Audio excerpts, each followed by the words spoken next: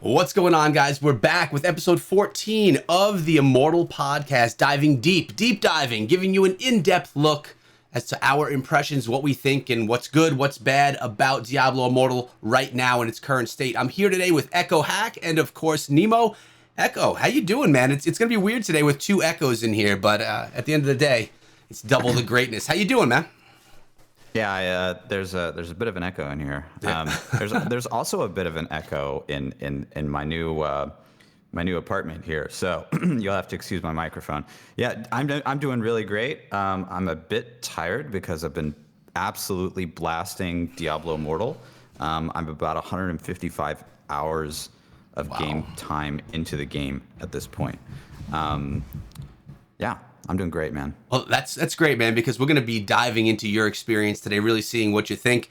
Nemo, what's up with you, man? Happy Sunday.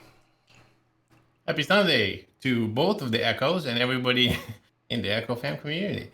I'm pretty excited, man. This has been a wild week, like Echo has been saying, well, both of the Echoes have been saying, and this is going to be wild. Yeah. I don't know who I'm going to refer to, but both of the Echoes have been saying we've been working really hard, grinding, doing a bunch of stuff, right? This is a really exciting day today. We got a lot to talk about in the show. I'm really, really pumped. Let's get started. Yeah, let's definitely get started. And Echohack, why don't you kind of let everyone know that may not be familiar with you, who you are, and where you basically stand within the Diablo community itself. And then remember, guys, we're going to start taking your questions from the chat. Anything that you have, any questions, impressions of your own, we could touch on those. So make sure you keep the chat flowing. So Echohack, who are you? Well, I'm a Diablo Twitch streamer, and I've been playing Diablo since release and blasting it hard. So Diablo Immortal is now in the alpha stages, and based on everything I've seen so far, it seems like I'm going to be switching over to Diablo Immortal when it comes out. What did we wow. see? This is what we're trying to tell you guys. Like, we have veteran Diablo players, and you're not the only one, Echo. We have veterans saying that they're going to be playing a mobile game instead of the PC versions, and that just says itself right there, what they think or how good this game actually is. Now, we are in alpha, right? We're running into little bugs here and there, nothing crazy. I mean, again, this is alpha, but at the end of the day, Echohack himself, a veteran, a D2 and D3? More D3 than D2. Okay. Well, a veteran D3er saying he's going to switch on over. So with that being said, I'd assume your impressions are pretty good. Without going too in-depth, because we'll do that throughout the show, overall impression of the game, you're happy with it? You see potential in areas? Any concerns anywhere? Yeah, I think just painting with a broad brush here, right? I think the game is currently just really fluid. The combat, the core combat, and the core gameplay is extraordinarily solid. Any other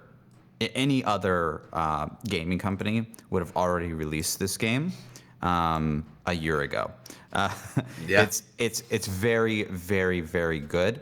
But as you may know, Blizzard has really high standards, and so they want to get this thing 100% correct before it gets out the door. So there are certain systems that are brand new, and they're very much in an alpha state, and that's what this alpha and everything else that we're working on right now is going towards. Yeah, I mean, at the end of the day, we're being brought into alpha, not because Blizzard's just being generous, saying, here, play the game because you've been waiting for so long. We're here to test it. We're here to break it. We're here to make sure that when it goes out to everyone, it's as perfect as it can be. I mean, that's the reason for alpha and for this closed alpha. But with that being said, we've been seeing a lot of people from the community actually gaining access. Blizzard had their giveaway that was really opening the doors to a lot of people. So it's really cool for me to see, at least in my community of gamers, a bunch of people that are regulars in the community are actually able to get in and play with us, be in some footage, and talk about the game more in depth.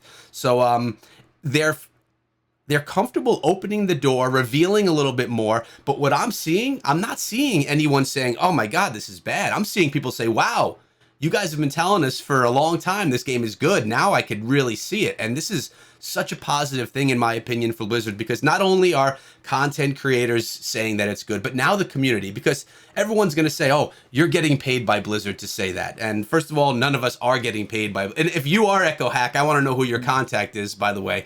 But but we're not getting paid by Blizzard. We legitimately are giving you our open thoughts on it. And how about you, Nemo? You've been quiet over there. How have you been feeling so far about the closed alpha as a general broad paintbrush, as Echo said? I love it. I actually love the fact that they're letting in a lot more people. I think it's really important for us, especially for the focus of this closed alpha is, of course, the cycle of strife and PvP. And we need people to PvP with. So it's really important. I'm really pumped about it. It's nice to see a whole bunch of more people around. I mean, this is just great. Honestly, we're able to see a lot more of the game, and not just the PvP. There's also the Heliquary, the PvE aspect. There were more gems. There's a bunch of other balance changes to the game, and etc. There's really like a lot to digest in this game. We've been kind of grinding and honestly focused on the fact trying to get to the highest paragon, trying to see what happens in the shadows versus the immortals. Right now, it's a really important time. I think all of us have been driving towards Sunday, towards the Rite of Exile. We're seeing what's going to happen and who will be immortal, and then trying to get to that ascension hall that no one can get to because that's where all the NPCs are. So I think a lot of us have been really focused on that. But once we get there and once we digest that content, I think a lot more of the game will come out. The fact is, there's more gems. There's a lot more other stuff. I'm really pumped. This is like awesome. I'm just really excited. Yeah, I mean, I said it last week, and I'll say it again. When we were brought in by Blizzard and said, here, this is what we're actually bringing you guys this time, I was blown away. It was too much to process. I don't know how you feel about it, Echohack, but when they told us about the PvP element, the shadows, the immortals, it was a lot. And I was like, okay, I need to actually see what this looks like before I can truly understand how it all works. And now, even going into the game, how big Westmarch is, you now have this basement area that you go down to. It's massive. There's so much to do. And in the past, I've said, I'm going to be able to play as multiple different characters. I'll do my bounties every day, but with how big the game is right now, participating in all the end game activities as well, it's going to be very hard for someone who even is a pretty serious gamer to be able to play more than one character to its fullest, because you're going to want to be grinding, you're going to want to be participating in the shadow events, in anything that has to do if you make yourself to an immortal, plus your daily grind as well. The game is massive already, and mind you, we're not even in beta yet. It's massive already, and I just don't think we're gonna be able to play multiple characters unless if you're, maybe you will, Echohack, with 150 hours in. For me, I'm gonna have to main one when it's actually game time when it comes out. What about you, Nemo? You think you can be able to get more than one character in on your, your daily grind, when the game's out? Well, I mean, to be honest with you, it's kind of cool. So it really depends how you want to play the game, right? For me, I'm definitely going to want to make sure that I max out all of the rewards for at least my main class. And at first, it was kind of like just the bounties, right? Before, and then we thought, okay, well, you use the efficient routes. You try to get some mobs. You go here and there. You do things to obviously maximize your efficiency when it comes to getting XP. And you do some countess runs and etc. because that's kind of still broken as far as the XP goes. But now there's a whole shadow aspect of it. So not only are you doing the bounties, you're also doing the 5 contracts a day or a week for the shadows, which not just give you shadow stuff, they also give you honor, they give you legendaries. I got a whole bunch of legendaries from doing my contracts. And then on top of that, you have to go into the shadow activities and be all shadowy, right? To do your Path of Blood, to do your Raid the Vault and all of that stuff. So there's more activity to do your right. I don't know. If you honestly think about it, it probably adds on to your day. So will I be able to main more than one? I probably think I probably do one more, not just the wizard, because I feel like the wizard is one thing that's great about Immortal is each class is very much unique, very different. So like for me playing with the wizard, I'm going to want another class, probably some sort of a melee class or something like that to go up against Mr. Echohack and his Crusader when it comes to PvP. But we'll see. We'll see what happens. Yeah, I hear that. I mean, the wizard, like you guys have been saying, glass cannon, strong from far, but once you get someone up on top of you, it can be difficult, or maybe even impossible, Nemo. True. All right. So we have the Void Playground coming in with a question over here on Twitch. When you level each class, does it doing the campaign, does it feel redundant, the campaign? And I mean, for me, let me speak for myself. I've played through the campaign basically in if I count to level 45 from, say, the technical alpha, I've played through it I think 8 times through the campaign. And yeah, it's basically the same campaign over and over again. It is. So can it feel a little redundant? I mean, I guess it could, yes. But something that Blizzard did this time around, which we all noticed going into the closed alpha versus the technical alpha, is you get to West March a lot quicker. And once you get to West March, a lot of things unlock, like the Elder Rifts, the Challenge Rifts, and just other elements of the game. So, even, the Shadow Houses and stuff like that. So I'm wondering if there's a way for you to not even really go through the whole campaign and be able to get yourself to a point where you could participate in Shadow events at level 43. I'm not sure. I mean, leveling definitely does go quickly when you're doing campaign. You get a lot of rewards for it. For me, is it redundant? I guess so, but at least it's something that I enjoy playing. It's not like, oh man, this campaign sucks, I got to go through it again. It's a fun campaign. Do you guys feel like it's a little too much of the same? I mean, I feel like if the second time or third time around that you can just blast through it and you can just skip all the dialogue, it's very easily there's always a arrow in the top right hand corner of any sort of dialogue that you can just skip all of the dialogue instantly, and you can just say no, I don't care, I just want to kill monsters, shut up and move on. And like you can just blast through all that dialogue. There's no like, well, there's very few like forced cutscene moments in the campaign. Right. So and that feels very intentional, right? So if for whatever reason you want to make a 5th character, and even I'm not at that point, right? Like you want to make a 5th character and you want to blast through the campaign again, like just hit the arrow and like skip all the conversations and you're good to go. Yeah, at that point in time, you've already heard it all. You know the story. How about you, Nemo? Yeah, I mean, the campaign can be repetitive. And again, I love that whole idea of being able to skip it. Even though the first time I definitely read through it. I know Nine Ball might be listening right now, and we do not want to upset Mr. Lord. So we definitely read through the first time, 100%. I didn't. So, Oh.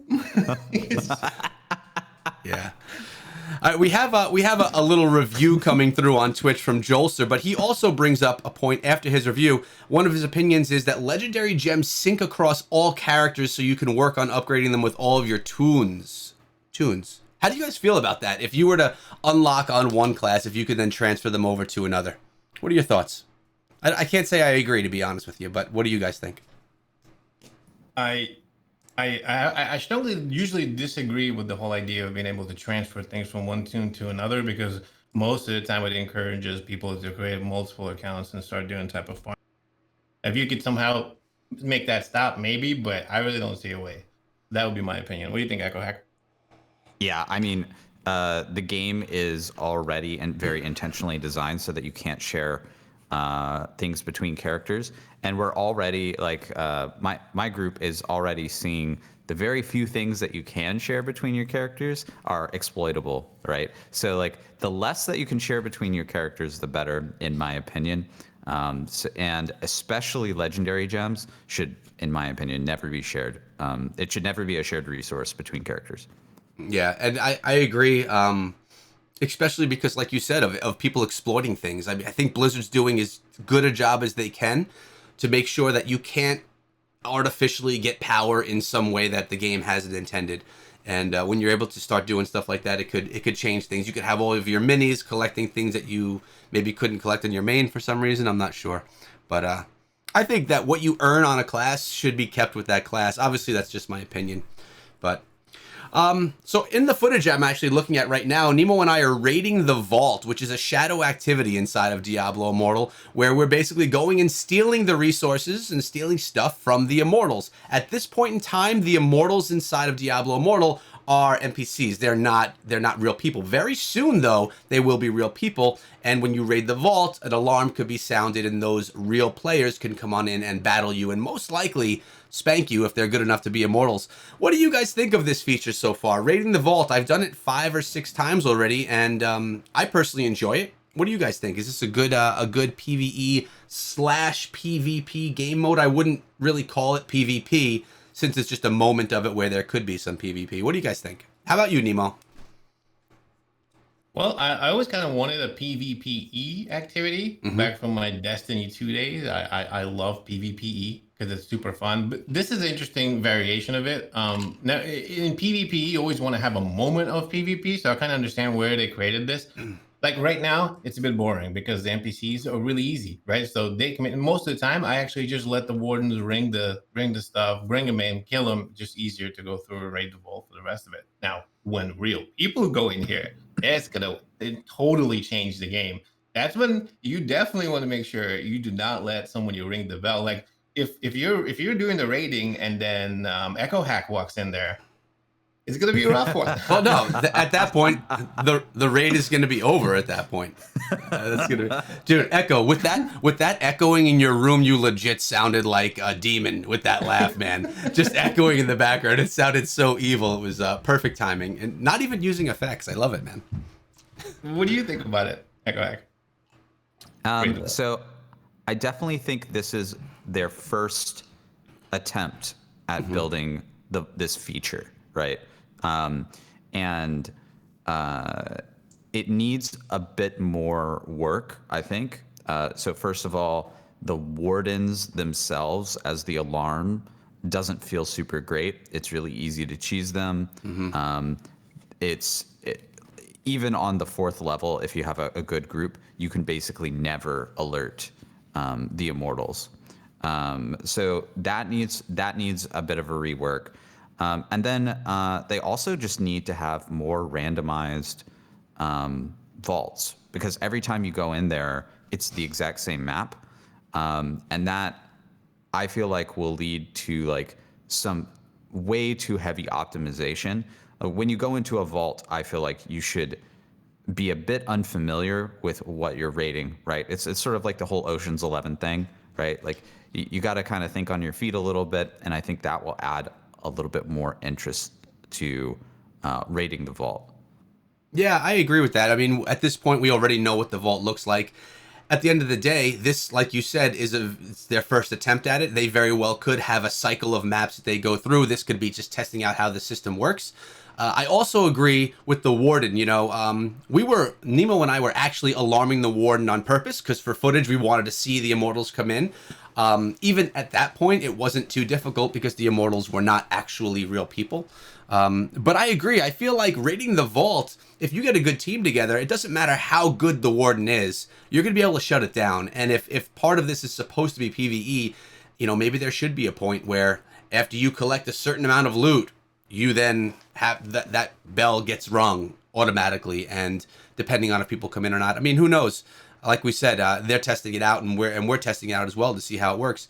But this, to me, raiding the vault is not as much PvP as I want to see inside of the game. That's more of the Battlegrounds feature, which, to be very honest, guys, I haven't dealt much with that at all. Yesterday, I was so busy with the kids, with the house, I didn't even get to log on. I know I'm shamed on it, and I feel really badly. It felt like I just messed up my day because I didn't even log into Immortal.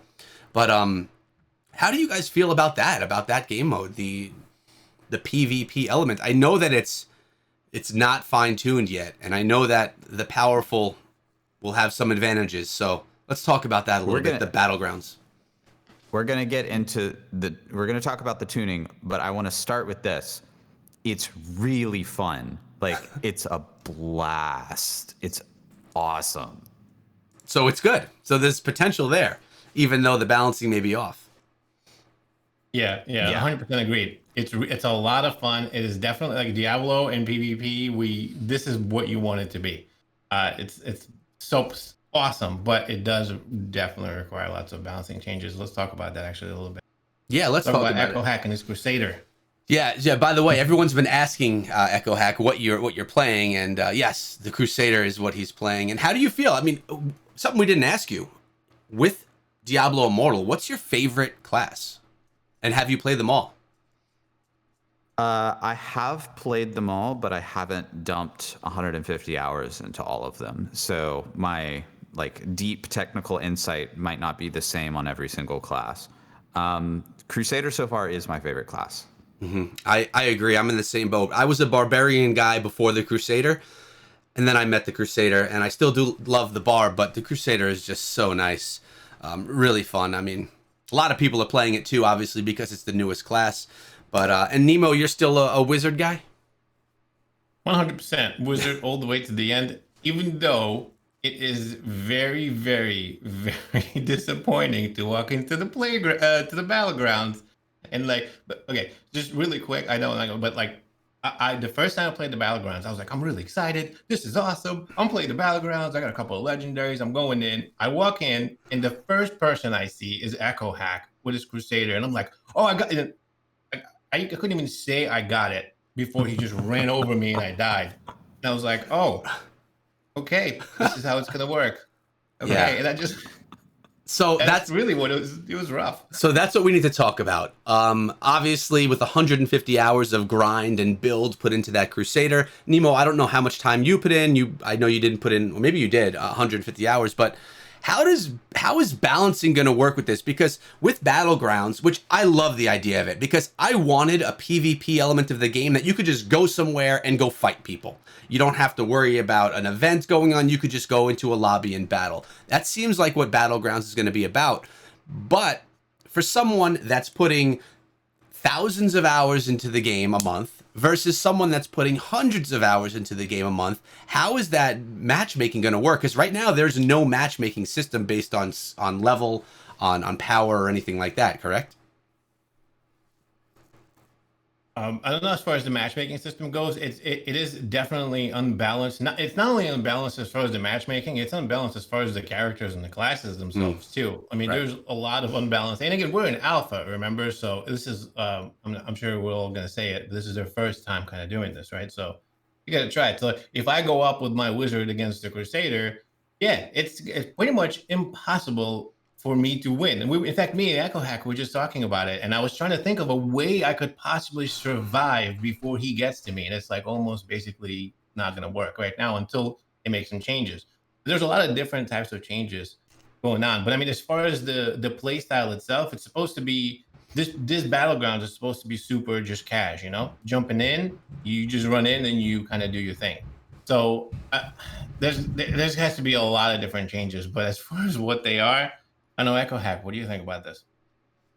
Yeah, so I think right now where we are with Battlegrounds is they are introducing this feature for the first time, and they're just looking to see if like the lights are on, right? They're like, hey, if you have a whole bunch of players queue up, can they win? Can they lose? Do you get the score screen at the end? Right? They're just like making sure that things are working. That's kind of like from a developer's perspective, I think where they are. But of course, like the players are gonna focus on, oh well, I just got 100. I got 100-0 shot by Echohack on a horse. What is that, right? Yeah, exactly. So it's absolutely correct that there is. I don't even want to call it that certain classes are overtuned, because I think it's just there's not been tuning been done yet, right? That's just where we are.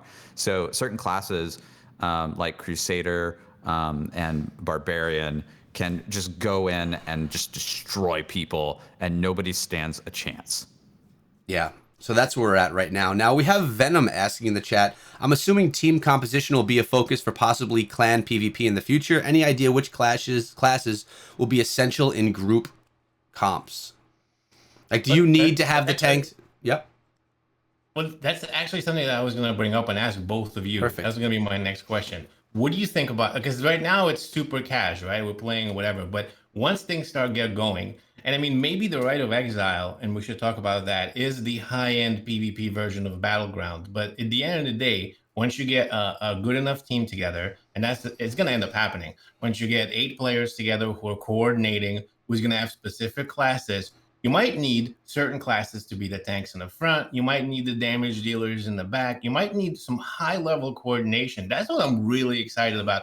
This almost like reminds me of a little bit I would say, of like actual team-based PvP activities, in some of the other games. Maybe even not Call of Duty, but close. There are some game modes that are like that. I'm really looking forward to that, like high-end play. But is that the Rite of Exile, or is that going to be high-end Battlegrounds? I don't know. I think we're like really at the beginning stages of this all. I'm not sure. What do you guys think about that? Yeah, I definitely think that you're correct in that there's going to be some like team comps. Like we're already seeing some team comps, even though things are like a one-shot fest. Like we're already theory crafting about that. But if you just like look at the skills and the legendary powers, you can already see that certain classes, like say the Crusader, have a bit more of a support focus, a bit more of like a tanking kind of like get in the front kind of focus, whereas other classes like the Demon Hunter are absolute like paper and want to sit in the back row, right? So just from like painting a very broad brush, right? From a design perspective, they're setting the game up to have those sorts of team comps that work really well together. Yeah, I agree as well. I don't know. I mean, I always think there's going to be value in having those ranged characters behind that are really not really being touched by anything. So Nemo, I think you're going to have your position. Don't worry. I don't think you'll be forgotten, my friend, with your wizard. But there's going to be metas inside of the game like there are any game. There's going to be the classes that work best together, and we're going to be seeing a lot of those classes being put together, at least at high level play. For casual play, if they get matchmaking right, then you should be able to, as a player that hasn't gotten much time inside of the game, still be able to participate in these battleground events because you'd be matched with others of like power and like skill. Now, class versus class, if the wizard is always just going to be decimated by a barbarian or a crusader, fine. You figure out how you make your builds and how you make your teams. That's cool. I get that. Doesn't bother me as much, as long as the matchmaking is okay. So when you get a person that's a level 45, they can go in and actually enjoy the multiplayer element of the game rather than just running into Echohack, Leviathan, and all these guys every single time they go in because there's no type of a balance made there. So I think the matchmaking is the most important. I don't know what it entails to do that type of a matchmaking, but it has to be there, or else, if that's going to be a whole pay to win thing or a time to win thing. If you grind for this many hours, you're going to be able to dominate in these battlegrounds. Or now, Echo, we haven't done any. There's been no way to purchase anything inside of the game. You haven't been able to get an advantage over people by spending any money inside of the game. Yet you're one of the more powerful players inside of the game because of the time you put in. And they've changed mechanics of legendary crests, of how many legendary crests we get. The merchant even gives you limits on how many things you could buy. So I know that's very early to even have this talk. I'm bringing it up because someone in the chat mentioned only whales can win. Do you think this is going to be an issue? Specifically talking about the PvP, the battlegrounds. Do you think that someone that's going to be able to go in and spend a ton of money is going to get a massive advantage over someone, maybe like yourself, that, let's say you spend no money, but you put in the grind? How much more advantage can someone get? And it is tough to tell because there is no shop for us to buy. We don't know exactly what we can purchase yet to see what kind of advantage you can gain. Okay, yeah, so there's a couple things there. So first of all, I think any detailed discussion about monetization at this point is far too early. Yeah. So I know other folks have beat this horse to death and have had those monetization theory crafting discussions, but in my opinion, you got to wait for a beta when you can actually spend real money in the game and they're actually like testing out the shop and that sort of thing for you to have like a real solid assessment of it. That said, we can sort of read the tea leaves a little bit and we can make some solid guesses in that we think eternal orbs are the pay currency and that platinum is also a pay currency. I'm pretty sure we can sort of guess that. Right. And that plus the actual legendary powers that we're seeing off of legendary gems specifically. I do not think that legendary gems right now have a significant give someone a significant power increase over somebody else in PvP specifically. It's actually more of a PvE element, in my opinion. which won't really represent a pay to win mechanic at all, really, when we're talking PvE, unless if we're talking leaderboards. Yes, but I guess the other thing that we're seeing is that the more important end game system that they have is the PvP end game system. Like we have Lassel, which is the first boss for the Heliquary, which we could get into. That's the PvE end game system. But it seems to me that PvE end game system is de-emphasized compared to how expansive the shadows and the immortals and the Rite of Exile and the vault and the Path of Blood and all of these things that you can do. There's also we also haven't talked about Kion's Ordeal, which is a 48-man raid that the immortals can do, and tons of other things, right? Like the PvP system is massively expansive compared to the PvE system, and so I think those things end up balancing themselves out because players are going against other players instead of some kind of like developer built system. Right. So basically, and you just did bring up a few more topics that we have to touch on because they're massive. Although maybe we haven't gotten into some of them. It's too early to talk about and to say that this is a pay to win game and that you could only win if you're paying, because like Echo just mentioned, the systems aren't even there yet for us to even see, let alone test. So I mean, too early to say. But I mean, obviously people are going to be saying that because it's a mobile game.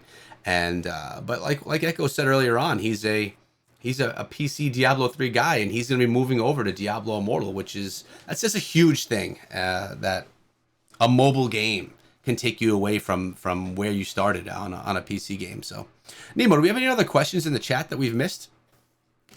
There's actually a few questions. So there's a lot of questions in regards to the actual PvP, right? The cycle of strife itself. We should probably touch up on that just before we get into more of the stuff, because I love the idea of what Echohack brought up of the whole, how the PvE is kind of getting the short end of the sticks, so to speak, when it comes to all of the juicy content.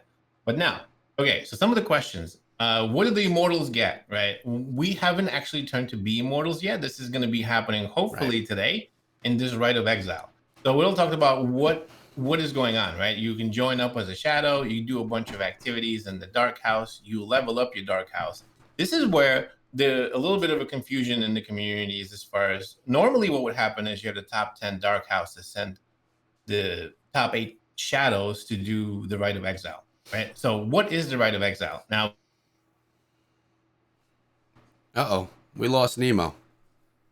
Well, Nemo is going to be coming back and explaining the Rite of Exile, I guess. Yes, he will. Okay, so what we're watching here, since our cameras are all junked up right now, I wonder, did he have a battery mistake or something? That's a first. Whatever it is. What is happening today, as Nemo was kind of getting to? I know that you're running our Dark House, Echo. What's going to be happening today that is going to be kind of big for the game? I don't know what happened here. Welcome back. Yeah, Nemo. Nice of you to just disconnect on us, Discord. man. Yeah, sorry. So what I was actually saying was that we should listen to Echohack talk about it, because I've beat this horse to death so many times. So why don't you take it over and let's listen to what the Rite of Exile is and how we get to it.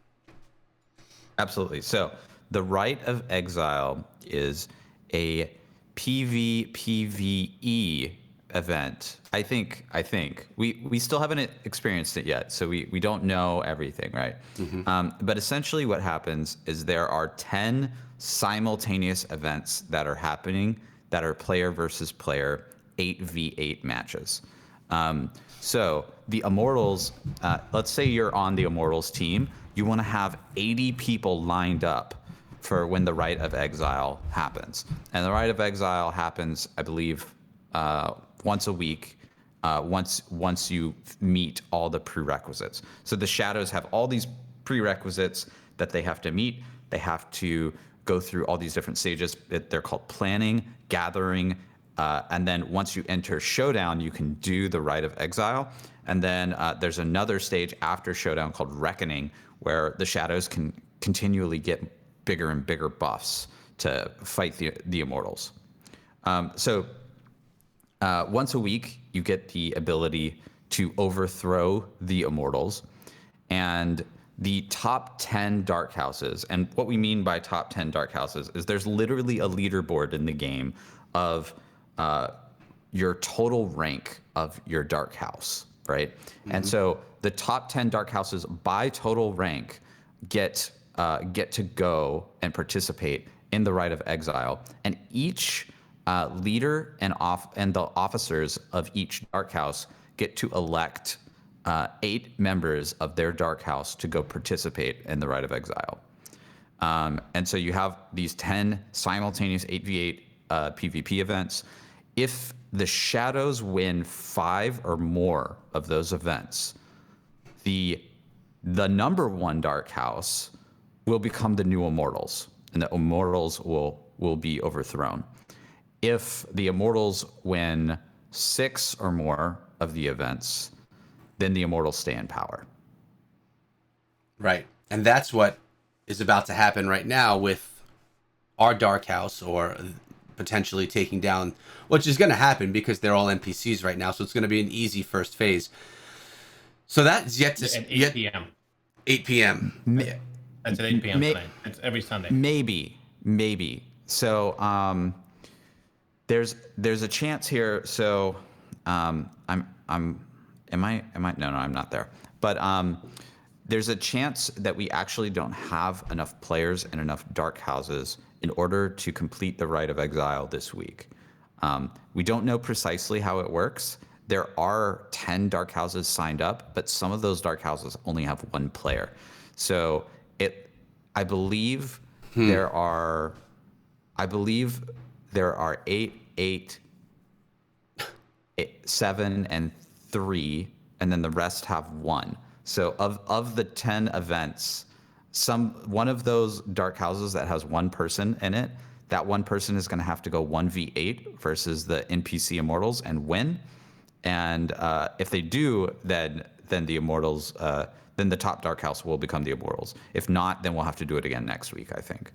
Yeah, I'm actually, yeah.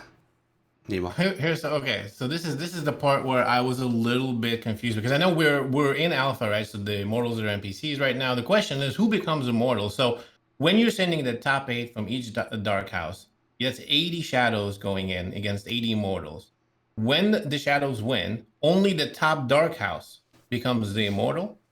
So the number 1 dark house that's on the leaderboard, then everybody from that dark house becomes immortal. Is that the thing? That's my understanding, is that only the number 1 dark house becomes the Immortals. Understood. Okay. And so right now, because we don't have enough dark houses to challenge the top 10 spots, that makes sense.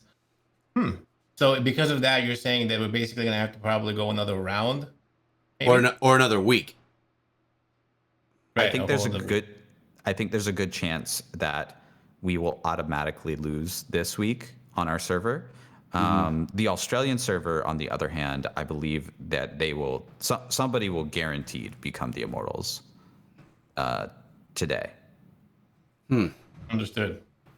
So we need those 1-player dark houses to go 1v8, go crazy, and win. It's possible. The NPCs are not that hard. I mean, you had a couple of Crusaders, maybe you could do it. I don't know. Okay, so now a couple of other questions here. There are some other activities that we haven't discovered or talked about. What's the Path of Blood? What do you guys think of the Path of Blood?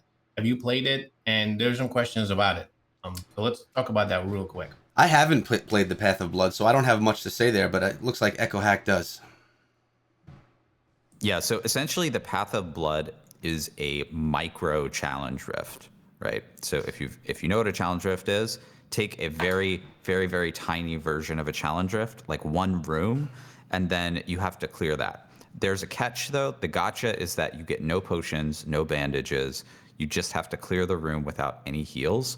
And if you do, then you go to the next level.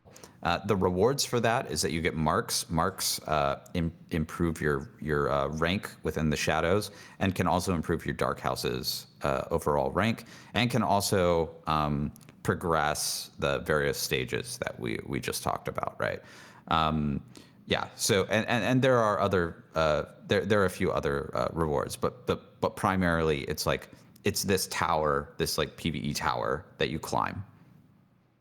And as you progress, right, you get yourself the ranks, and every time you go up a rank, there's actually a whole ranking system within the shadows.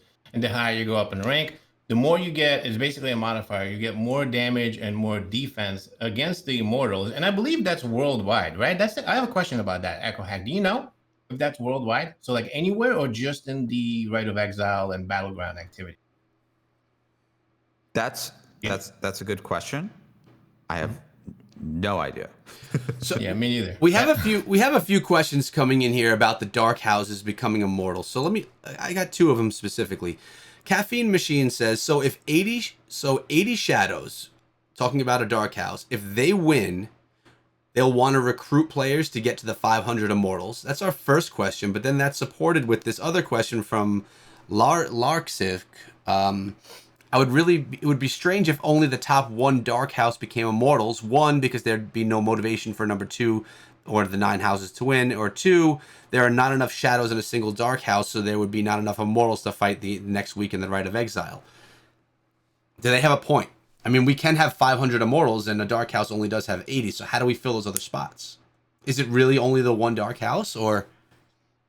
I don't understand how that works either. It's a great question. Well, in that case, it would be like the next dark house to fill it up, and eventually it would get to 500, right, or something like that. But you're right. There's a lot of different, and like how would that work? And the other ones, would they get kicked off? We have a lot of questions about the Rite of Exile because we do not know. That's the whole idea. I originally thought that we're supposed to have top 10 houses and only 8 shadows from each would go up to fill up the 500 immortals. But then again, at the end of it, how would the other ones get thrown off?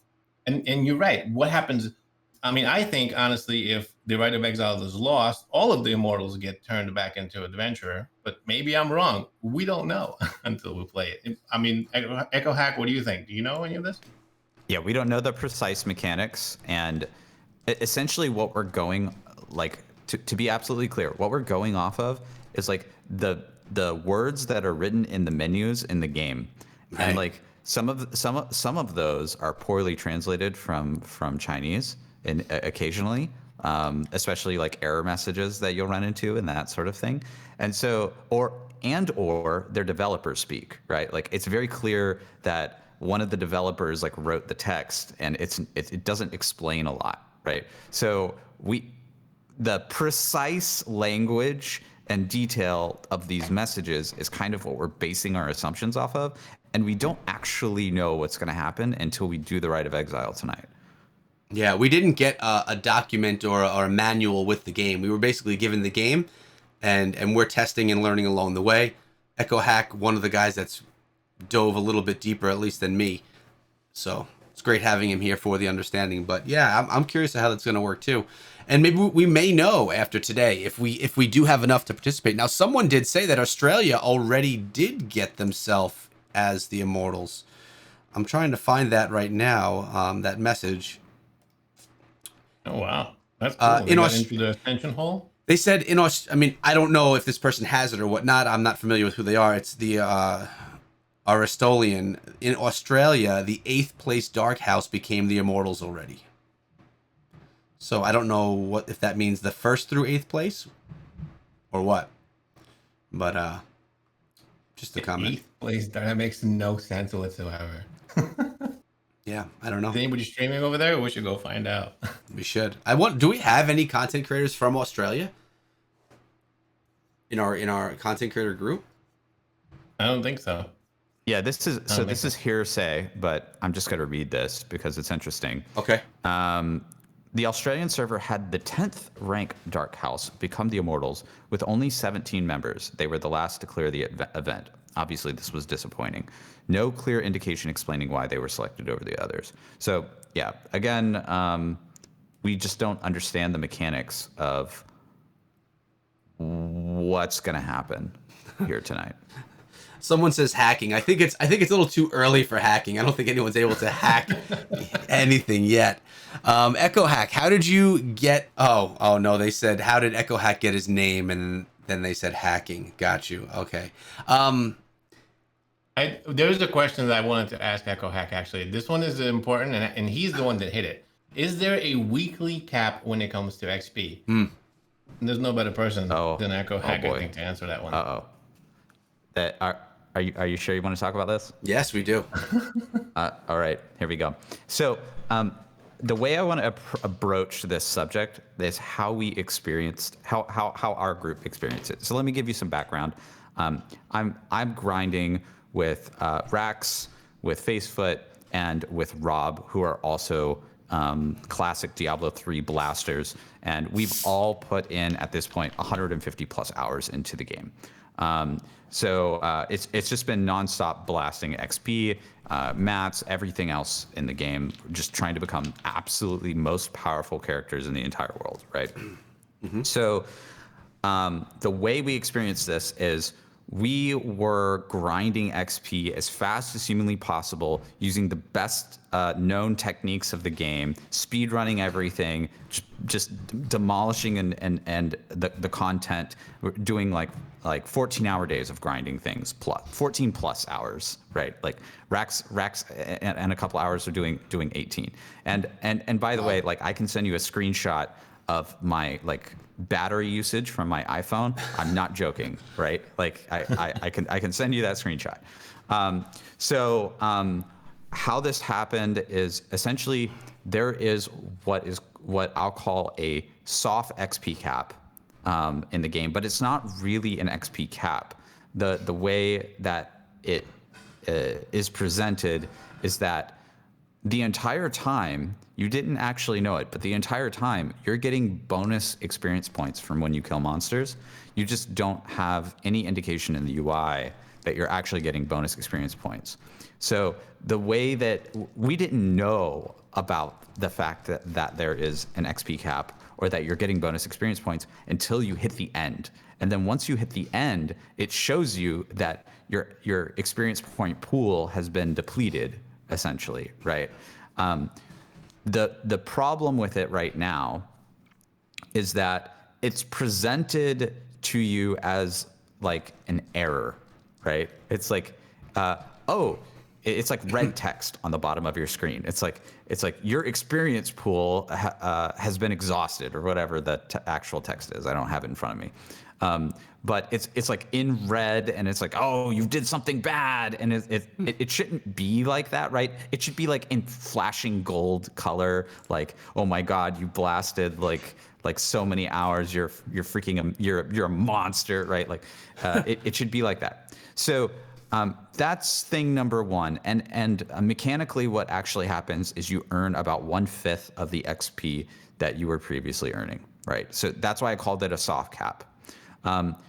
However, there are some other mechanics, some sort of like hidden mechanics with that XP cap that they also threw in there that I think really, I mean, I was like pretty mad, right? Like when this happened, right? So like your blue and yellow drops stop dropping from monsters entirely, right? So you can no longer progress your scrap. And this leads to all sorts of like weird discussions about like, well, I don't want to earn XP because if I hit the cap, now I can't progress my materials, which is clearly like wrong and busted. And to be clear, we've already talked extensively to Blizzard about this, and they've already modified the cap, and I'm going to get into that as well. The other thing that stops dropping is gold from monsters stops dropping entirely, right? It's not. Yep. It's not like XP where it's like, oh, you get 1/5. It's just entirely you're just cut off. So yeah, the XP cap that what we're saying is an XP cap. We feel was like pretty problematic. So actually, we got a special request. Our group got a special request from Blizzard to go grind as hard as we possibly could for an entire hour and record how much XP we got, in order to give them a data point to sort of rejigger the XP cap, right? And so the XP cap was, so the first week, because we were going 1 to 55, we hit it at like 54, 52 million. I can't remember exactly what the number is off the top of my head. But then the one after that is like 70 million. Right. So like once you're 55, then you can earn 70 million, and that was the cap.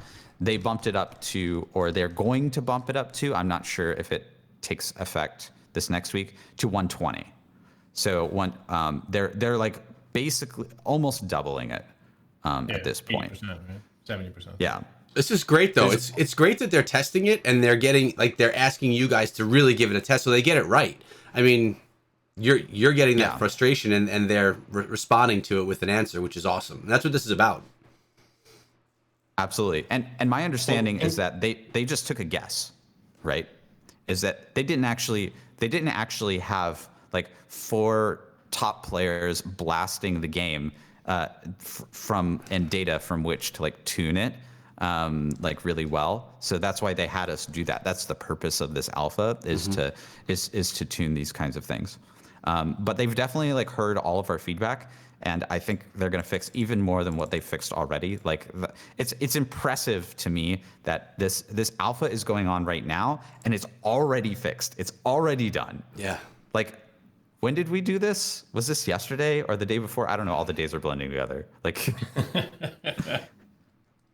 well, yeah, it seems like impressive. It's nice to see that they have the ability to just jump on in and tweak things that easily. I know some games, that, to me, and maybe Nemo, you could clear that up. That means like things are built properly, right? That you can go in and make adjustments like that quickly and on the fly. I know of some other games, which I'm not going to mention, where if there's issues, things have to be rebuilt because coding on the back end is kind of sloppy, and it takes forever to make little changes like that. But nice seeing that they can come in here within a week already make some modifications to stuff. It looks like maybe the time they're spending building this game is well spent, so that things like this can happen on the fly. Yeah, 100% agree. That's the whole quality of the product, right? They make sure the quality is good. And now what they're doing now, that's why a lot of people who are like, oh, where's the game? Why is it not coming? Oh, it's not ready. There's a lot of it is ready, but now they have to do the fine tuning, right? They cook the good food, and now we're going to put all the spices in it to make it just right. That's what we're doing here. Yeah. So one last thing on this note that I should have mentioned at the very beginning is, what is the purpose of the XP cap in the first place? Like, why would you do that? Right? Like, stop limiting me playing the game, please. It's because the way Diablo Immortal is not the way Diablo 3 is. So in Diablo 3, you blast Paragon, you get XP, and that's all that matters in the entire game. In Diablo Immortal, it has like 10 different progression systems that you need to work on, right? You have the shadows, you have gems, you have legendary gems, you have XP, you have salvage, you have so many different things, right? And XP is just one little part of the whole pie, right? It is a big part, but it's not even half of all the progression that your character can make. So what they're attempting to do by making a soft cap for players is to incentivize you to say, okay, you hit the cap, great. Now go into some of these other progression systems. Your time is more effectively spent over here now. That's what they're attempting to do. So you're saying you could hit that cap, that soft cap that you talked about, but then you could still go in and do other gameplay modes and get your full experience and get the full experience from it. So it's kind of a heavy incentive to not just go and try and grind power. Cool. I mean, you're still grinding power. You're just grinding it in a different system that is not just like endlessly doing the same dungeon over and over and over and over and over. Right. Which is nice for a player experience too, in my opinion, because I personally wouldn't want to. I'd rather do different things to gain that power than one dungeon that's the optimal one to grind. Absolutely. And that's the strength of Diablo Immortal. And ultimately, that's why I'm switching to Diablo Immortal from Diablo 3, is that the game rewards you for playing all of these different systems, and playing different systems and optimizing different systems and routing around all the different systems is way more fun and way more interesting than just doing nonstop, like brain dead grinding of greater rifts. Right. No, it makes total sense. And man, I mean, I've said it a few times, but it makes me so happy to hear you saying that kind of stuff. Being a mobile gaming guy myself, it's really cool. Nemo, we're coming up towards the end. We haven't even touched on the Heliquary yet, really, have we? No, we haven't. We haven't touched on that, and a bunch of questions too. We Well, have a few questions as well. so let's talk about the Heliquary real quick. Just kind of, why don't you, Nemo, why don't you, because I know you just defeated the boss yesterday or the day before, why don't you give everyone an overview of what this is? And then Sure. we can get into those questions, a little rapid fire at the end, and then just so we don't leave anybody out. So what's the Sounds Heliquary, man? good. Reliquary is an end game PvE system where basically right around level 43 you go to Deck Arcane. I'm not going to talk to you about the actual story. I'll save that for when you actually play it. But you get the system to where you can locate bosses, and the first bosses are Lassel or LaSalle or however you want to pronounce it. But it's a boss. What you're basically doing is you're doing a bunch of bounties and a bunch of activities to get something called Scoria. You take Scoria to Charcy, which is the blacksmith, and you use it to combine with gold and upgrade it to Hellfire Scoria. Hellfire Scoria is what you need to upgrade your Heliquary. Now, the way to get Scoria is bounties, and there's also, you can get them from the Honor Merchant, which only when you're an adventurer, not when you're a shadow, which still I don't understand why you can't get Scoria from the Honor Merchant as soon as you join the shadows. I'm going to stop here for a second. Do you guys know why that's the case? Have you noticed that Scoria stops being available from the Honor Merchant as soon as you join the Shadows? I noticed it only because you brought it up to me, but I have no idea why. Neither do I. I have no idea why. I have a guess. So Yeah. my guess is they're trying to make special rewards just for adventurers, like people who aren't participating in shadows or people who aren't immortals. And they're trying to test out that thing. So the actual mechanic of having Scoria only purchasable by an adventurer makes no sense to me. That's very silly. But having the mechanic there to test makes sense. Yeah. It was a little disappointing because it's a good thing to spend your honor on if you're trying to get to that boss, right? And what's the idea? So you upgrade your Heliquary. Once you get to level 10 on the Heliquary, you're able to locate the first boss. These bosses are super hard. They're very difficult and they require good offensive and defensive power ratings. Require to be a high Paragon level. We'll talk about that in a second. Or require someone, especially for me being a wizard, require a tank, right? Require a face foot in the front over there to tank the boss so we can just blast them with stuff. But when you beat this boss, when you locate and beat the boss, you get a trophy. You get a bunch of stuff as well. I got an extra legendary drop from it also. You take this trophy, bring it back to the Heliquary, stick it in there, and there's 4 spots in the Heliquary. So I'm thinking eventually you'll have enough trophies to where you'll probably have to pick which 4 you have to put in, like almost like another gear slot if you think of it.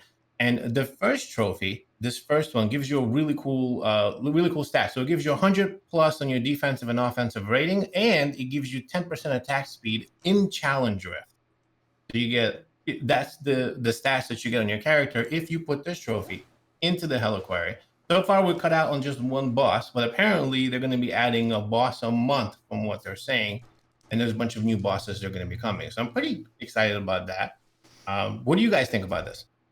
I like the idea as well. I think it's a lot of fun. I haven't dove into it too in depth too much myself yet, but I mean, again, it's just another system that's been put inside of the game and another way to play Diablo Immortal.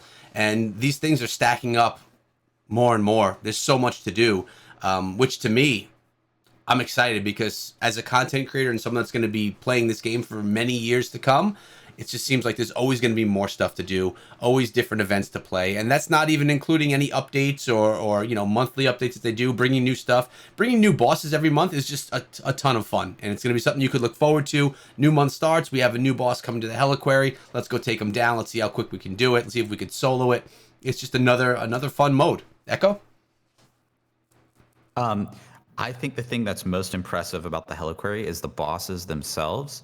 These are like WoW tier level bosses, right? This wasn't just like put a big monster in a room and go and smash it. Like this boss had certain mechanics that can one shot you if you're not hiding in certain places, and got really hard. So like super hats off to Blizzard for the design on this boss. And so like I think every month you're going to be interested not only in the challenge of trying to defeat a newer, harder, more difficult boss, but also you have to learn the mechanics and beat it probably in a group.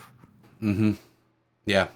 And that just kind of feeds into Blizzard wanting us to enjoy this game with friends, right? Having the team up to take it down together. I mean, people can solo it. I think Rax just soloed him. At least that's what his video title said, that he soloed that Heliquary. But like you said, playing as a group, it's going to be giving you those benefits. Now, Nemo, we summed up the Heliquary a little bit there, but you mentioned there were a few questions that we were missing from the chat. You mind us going through those in a rapid fire so we could get to them before the end of the show? Sure. A couple of questions that honestly a lot have to do with the whole immortal thing. Some people have questions about what are the benefits of immortal. The official benefits of being an immortal, right? There are 4 ranks to immortal, so to speak. There's a member, elite, there's a lieutenant, and then there's the immortal leader. We know about that. And there's 4 lieutenants, so there's 4 ranks within lieutenants. The lieutenants and the leader are the ones that get the extra buffs. Okay, so you do get a cloak. Okay, you get a cloak as a member, you get a different cloak as elite, a different cloak as a lieutenant, and a whole different one when you're a leader, on top of a bunch of other benefits that I'm sure you've heard of before. So the cloaks, and then you get buffs.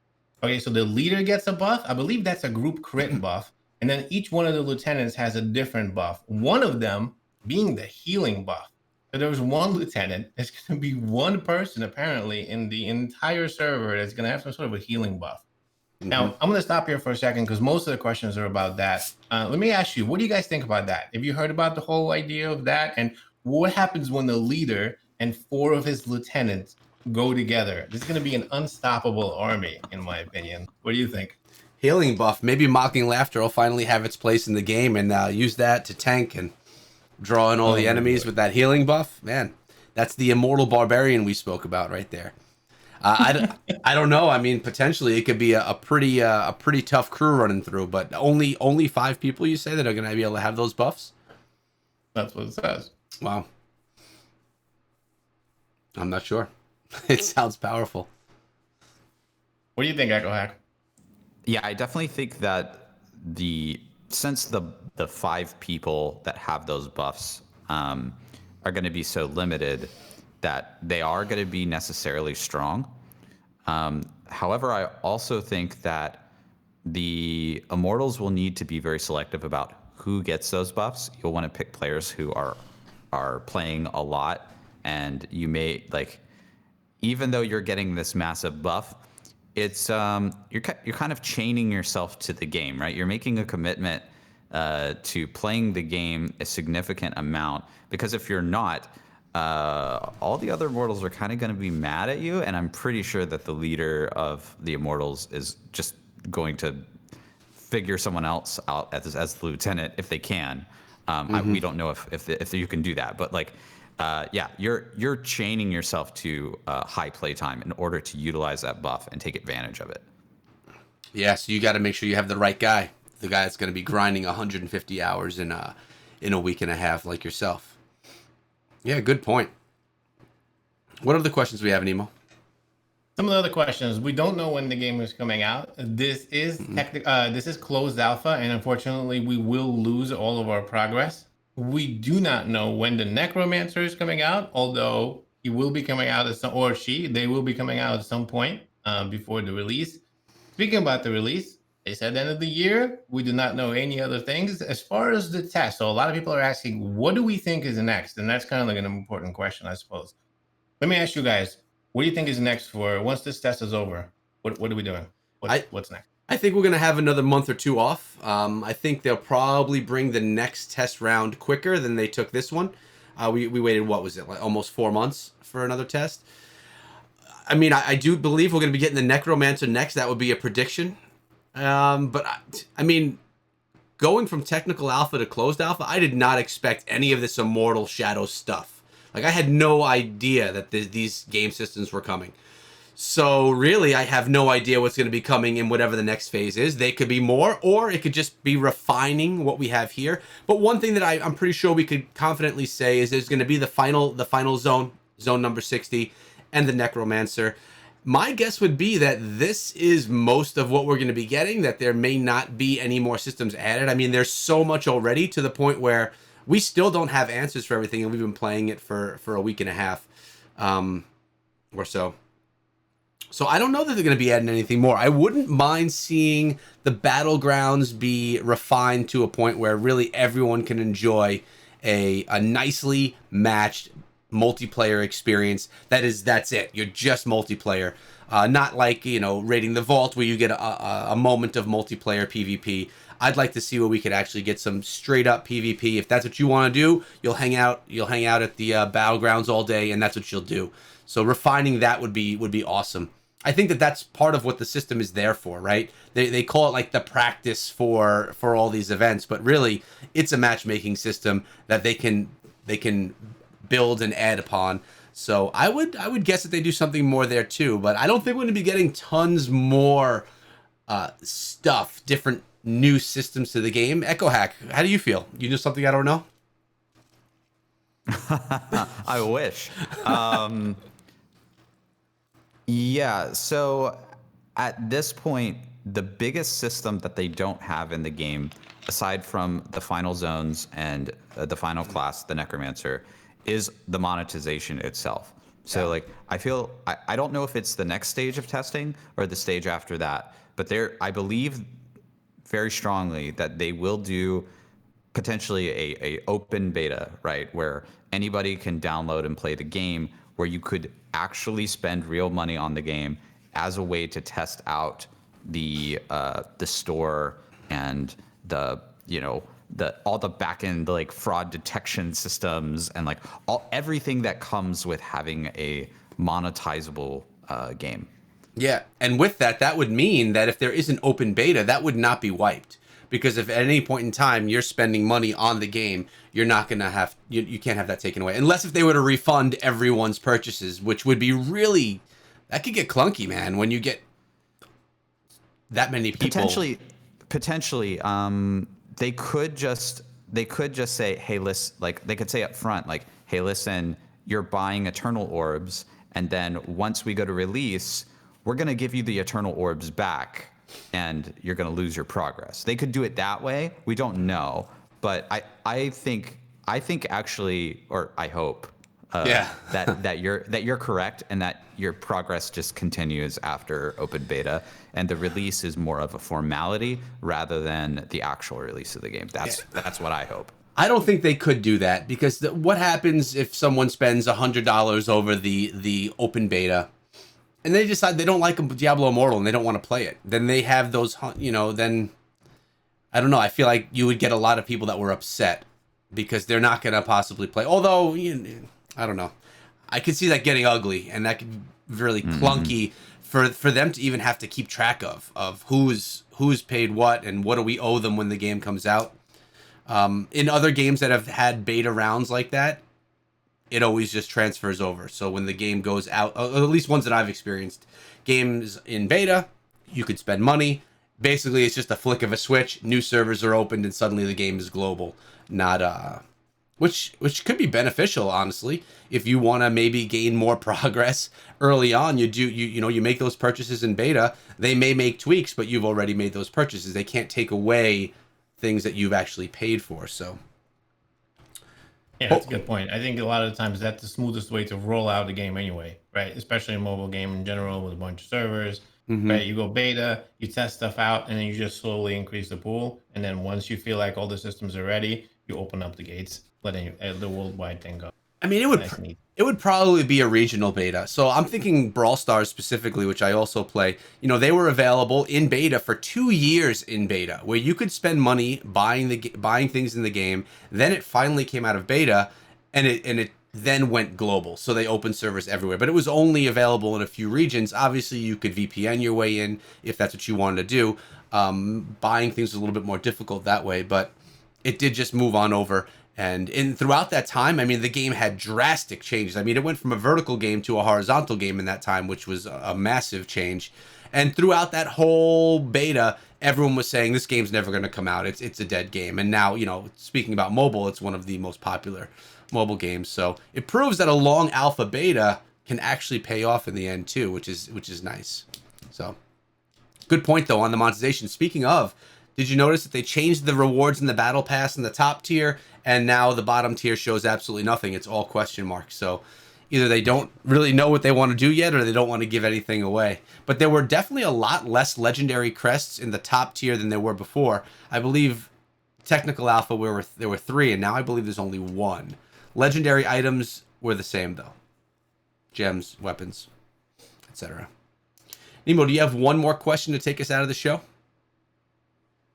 I think the only other question is, when is this game coming out? We do not know. End of the year. If I had to take a guess, I would say maybe we could close this with this. What is your guess for global release? I would say end of September. That's my guess. Yeah, I'll take it next, and Echo looks like he's really pondering this, so I'll let him ponder another moment. I think they're gonna stretch it, man.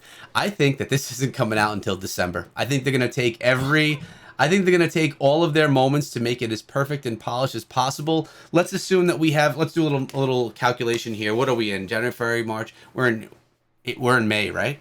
May, yeah. May 2nd. Yep. We're gonna have this until June. At least until June. We're going to take 2 months off. That's going to take us to August. We're going to go into a beta or another test round. That's September. We're going to have that for a month or two. October, November, release in December. That's my prediction. Now, the beta could be an open beta, as Echohack was talking about, to test out the monetization, which would mean really anyone can play, but the game wouldn't have officially launched as global, which if Nemo, you're talking about that happening in September, I think that you'd be on point. Again, I have no idea. This is just my prediction. But Echohack, you look like you've thought about it and you've come to an answer. What do you think? What's your prediction? Okay, so my prediction is 2-part. I think, and I'm just going to call it, so you can quote me on this. If I'm wrong, then I'm wrong. Labor Day is open beta, and Thanksgiving is release. Okay, so you're kind of in between where Nemo and I are saying, listen, I'm fine with that. I actually prefer your guys' predictions to mine, because mine is the one that's the furthest away. I guess we're going to see. I do think that they have, I think we could say that we know that they have the bulk of this game made. A lot of it now is polishing, fixing, adding a character here and there, building one more zone. We saw that it took them, now we don't know where their progress was, but they brought us the Monk and the Barb zone after 4 months. So if they only have one more zone to bring us, we could assume it's going to take them 2 months to build. That's a huge assumption, because we don't know timelines, how long they've been working on stuff. But the final zone, we don't have the Necro. Wonder if the final zone could have something to do with the Necromancer and a dead zone of death. Who knows? But it could all be tied in together, or it could not. It's definitely hell. At the end of the Barbarian Zone, there's a giant hell portal. That's what I'm talking about. That's going to be awesome. That is going to be sick. Well, I think we hit all the questions. We actually went a little bit longer than we typically do. It's because we had an incredible guest with tons of knowledge. It was great having you on, Echohack. Now, for those of you that don't know, if you've never seen him before, Echohack is a streamer over on Twitch. We've given him a shout out in the chat. He's in the chat right now, so you just go follow him on Twitch. Also, if you're watching this as a video on YouTube or as a live stream right now, his Twitch is pinned down below in the comments, or not the comments, in the description. Also, Nemo's down there with his YouTube channel where he's bringing you guys daily Diablo Immortal videos. So, Echohack, any last things you want to say before we head out for the day? I just wanted to say thanks for having me on. First time, hopefully not last time. And Immortal is amazing. I'm gonna go play more right now. Yeah, you've probably been playing throughout the whole show. Be honest, man. All right, thanks. Yeah. Thanks for coming on. It was a pleasure to have you. You didn't say anything to annoy neither Nemo nor I, so I can guarantee you'll be back on another one in the future as long as we can have you. So thanks again, man. And Nemo, last words. Thank you so much once again for having me. This is really exciting. I cannot wait to figure out what's going on later. Make sure to tune in to Echo stream and Echohack stream. My videos, we're going to have a whole bunch of stuff on the Rite of Exile. What's going on with the rest of the Immortal? I'm super pumped. Thanks so much for having me on the show. I cannot wait to be back for next week. Have a good Sunday. Take care. Yeah, it's my pleasure, man. It's always great. Remember, when Diablo Immortal is in our hands, our show is weekly, every Sunday, 11 a.m. Eastern, and it's literally driven by your comments. So that's one of the things that I like the best. We come in here with a rough outline, and the show is formed based on what you guys want to know. So we'll be back again on next Sunday. This is going to be live on my channel probably in about an hour. If you missed anything, if you missed stuff in the beginning, you can go check it out. But it's been a pleasure. Thank you guys for coming through, both my guests and everyone watching the show. We'll see you next week with episode 15. Until then, be good.